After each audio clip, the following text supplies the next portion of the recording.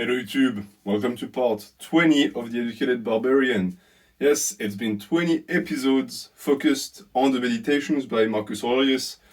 As usual with that series, I did not expect it to be that long, for us to spend that long on one book, but I think it's a testimony to how great Stoicism is. So I'm going to ask you to bear with me for a while because we're really not done with the topic, but keep in mind that once we're done with Stoicism for good, we'll never return there, as long as this channel exists, at least in this series. So let us enjoy, let us take our time as much as we can, and retain the wisdom from one of the greats. Rejoice yourself with simplicity, modesty, and indifference to all things that lie between good and bad. Love mankind and obey God. All things, says someone, go by law and order. But what if there be not beyond the atoms? Even if that be so, suffice it to remember that all things, save very few, are swayed by law. So this is something that sounds innocuous at first until you realize that it carries pretty much 60 or 70% of the meaning from the rest of the book.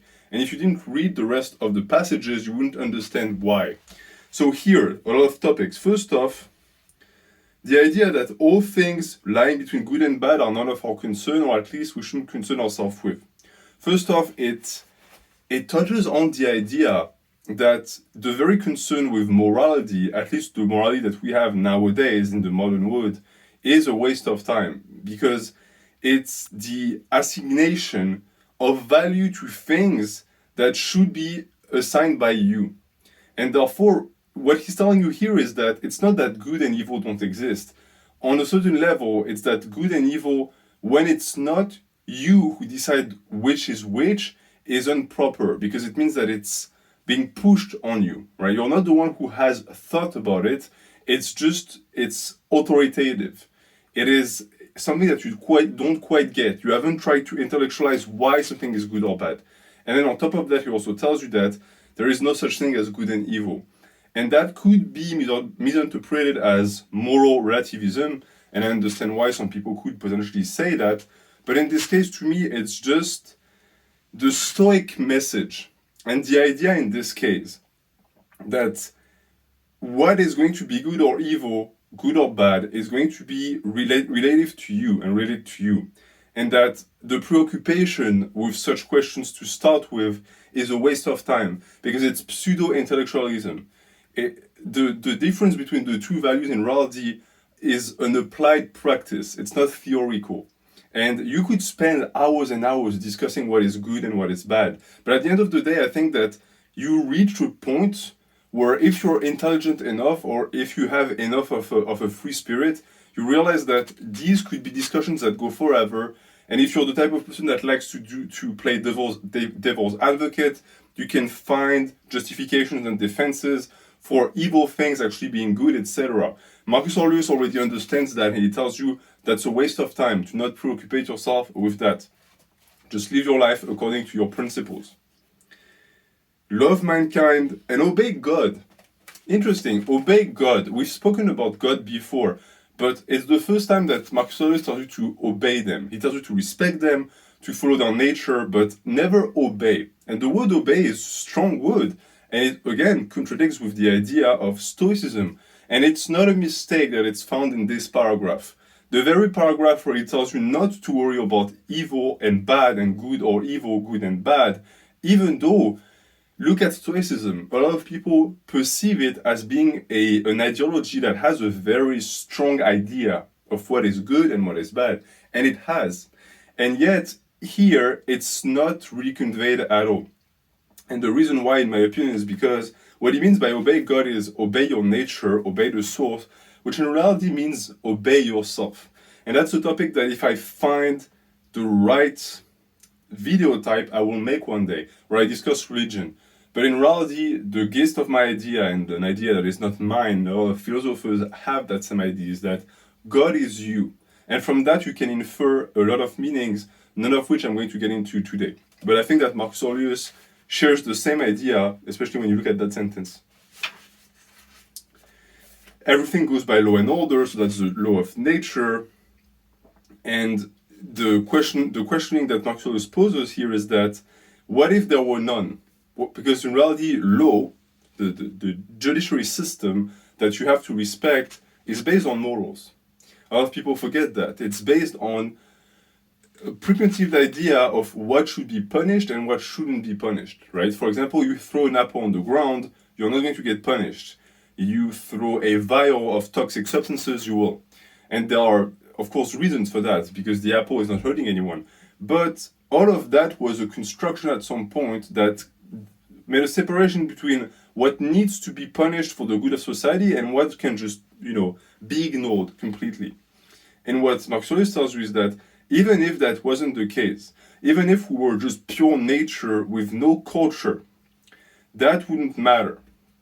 Because all things, save for very few, are swayed by law. And I think that what it means here is that the application of law, and it's super interesting, but the application of law in reality masquerades itself as culture dominating nature, meaning that it's the idea that it's the social pact, le pacte social, if you're interested, with Le Léviathan and the écrits of Jean-Marc Rousseau too, where it's the idea that in nature, men would behave a certain way, and society and culture had made it so that he can't anymore, sometimes for the greater good, sometimes creating evil. And what Marcus Aurelius tells you here is that it's not true, meaning that very few things are actually swayed by law and by culture, because if you look again at where these things came from, as I said, morals, it's the very biology of human nature that gave birth to this morality of sort. So it's still nature circumventing nature.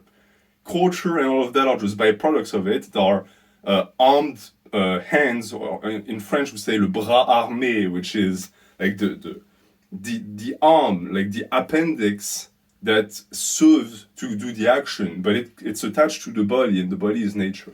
So you see, with that small baby paragraph, we learn a lot of things.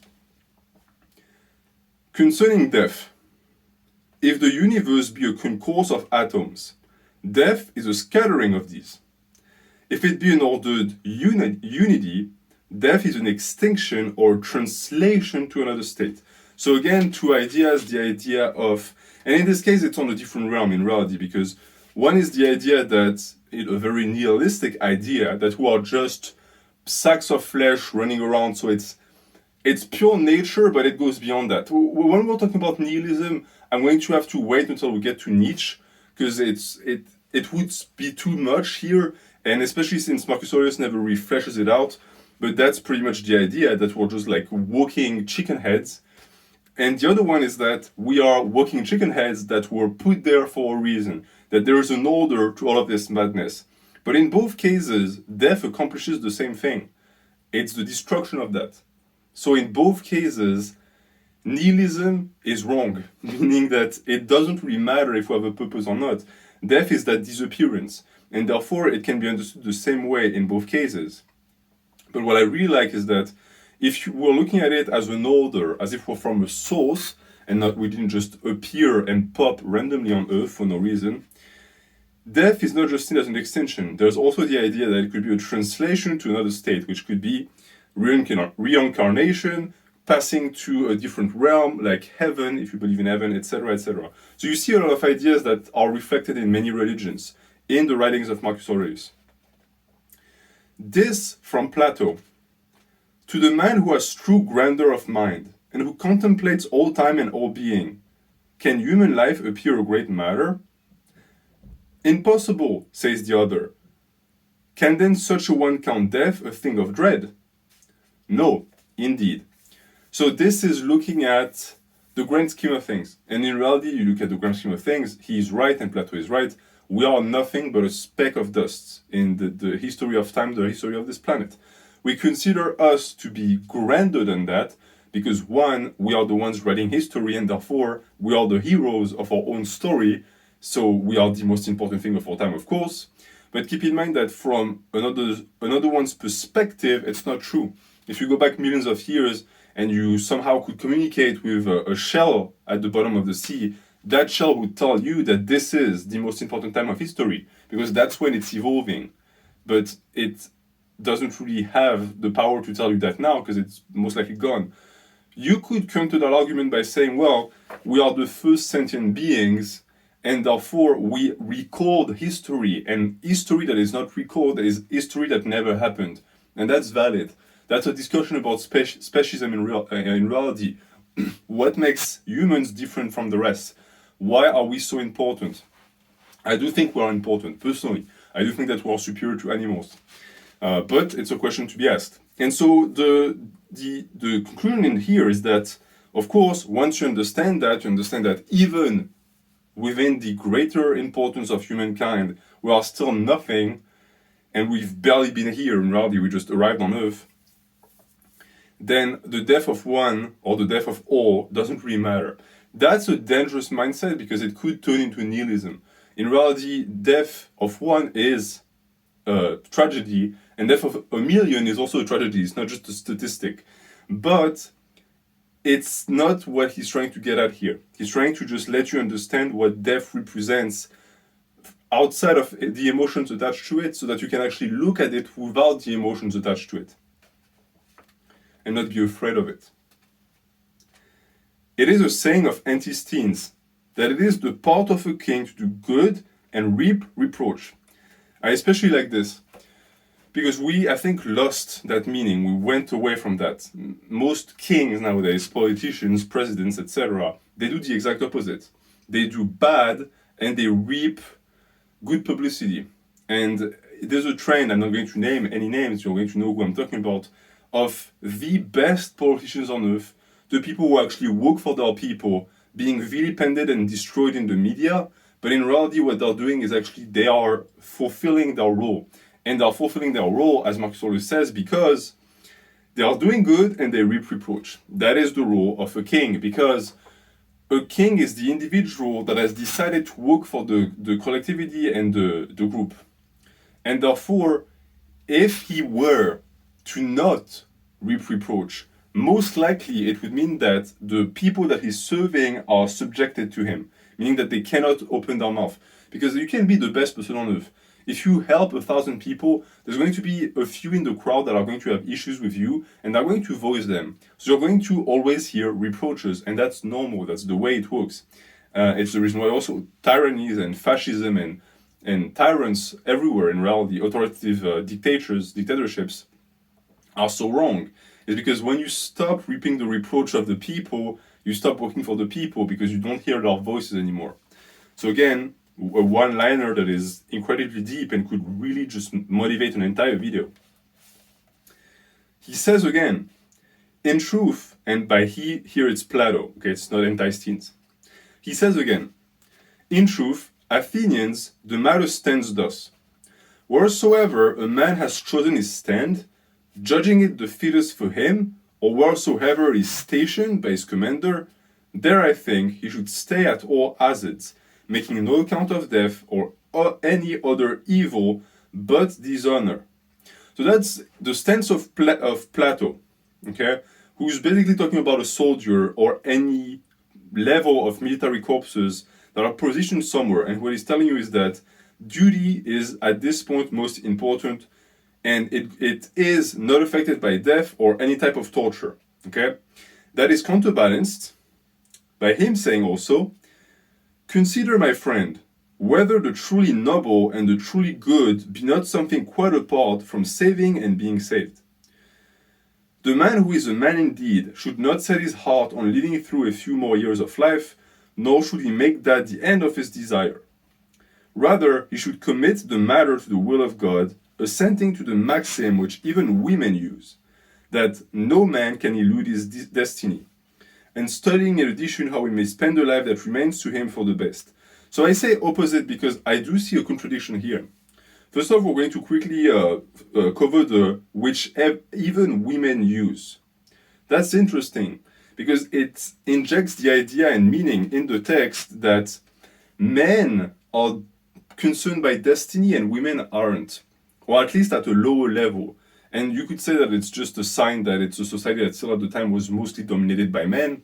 To me, it's not that simple. It's you could call it sexist if you wanted, but it's pointing out a reality that is still true today, meaning that if you're looking at the forces of the world, and if you're looking at those who confront them again and again, it tends to be men. And therefore, they exist within destiny. But destiny is not just life. It's not action. It's a portion of it. And it's, I think, the epic portion of it, meaning that women are concerned with other portions, at least here in the stereotypical way, and separation of men and women and their tasks. What is understood here from that sentence, I think, is that a woman at that time, and maybe still today, is not concerned with that. Meaning that I wonder how many women have asked themselves whether or not they will take a stand to the death if needed. I know that it's something that I think about. Like, for example, I have in my head a scenario that plays for if someone enters my house. I know exactly what I'm going to do. I have a plan put in place. I know where I'm going to grab weapons, etc. I don't think my partner has that, meaning that it's not something they need. And I know that it's something that I need. I cannot not think about it. And it's just might be me projecting, but it's something that I've noticed across the board. The destiny that leads to death, a violent death, is much more of a concern for men. And that doesn't necessarily mean that it doesn't also affect women, but it's, I think, ingrained in us. And on a grander philosophical scheme, that also explains that comparison that Plato says presents between the duty to the death of standing your ground as a man, and correlated with also the idea that you need to spend the rest of the years of your life the best you can. Which I say it's a contradiction. It could also be just the natural conclusion of it, because in his mind it could mean that the best way you could spend the rest of your lives would be to die. It would be to lay your life right there. That's an interesting discussion. And it goes again that also shows that all of the philosophies that we look at contradict nature. It goes against the laws of self-preservation, which is also the reason why it doesn't affect women as much, because women tend to have a much stronger sense of self-preservation. Women take less risks, women make less stupid decisions, and it's the reason why men and women balance each other, actually. Because if you look at, and that's an hypothesis and a study that is not possible to run, but I'm sure and certain that if you looked at two groups of men, one that is married or in a serious relationship with a woman, and the other group who isn't, you would find that the occurrence of deathly accidents is much higher with the second group. Because there is a prevention of sort that happens when a womanly energy that could come from a biological man or woman is opposed to a manly energy. And that is the balance, right? It's that duty of standing to the death that sometimes can be stupid and illogical and against self-preservation, and the energy of the woman that is going to bring that down and let you know, hey, in the long run, for you to live the best life you can live with the years you have remaining, what you're going to do is stupid. That's the way nature preserves itself. That's the way the species has survived, or at least in my opinion. Consider the past and the revolutions of so many empires, and thence you may foresee what shall happen hereafter. It will be ever the same in all things, nor can events leave the rhythm in which they are now moving. Wherefore it is much the same to view human life for 40 as for a myriad of years. What more is there to see? Kind of a pessimistic mindset, and it relates to an idea that I hear echoed a lot, which is that history repeats itself. And what it means is not necessarily that the exact events are going to happen in the same occurrence, in the same order, but rather that you can predict certain things by looking at how it worked in the past. Meaning that if in the past A, B, C, D, E led to F, there's a strong chance that nowadays A, B, C, D, E are also going to lead to the same letter.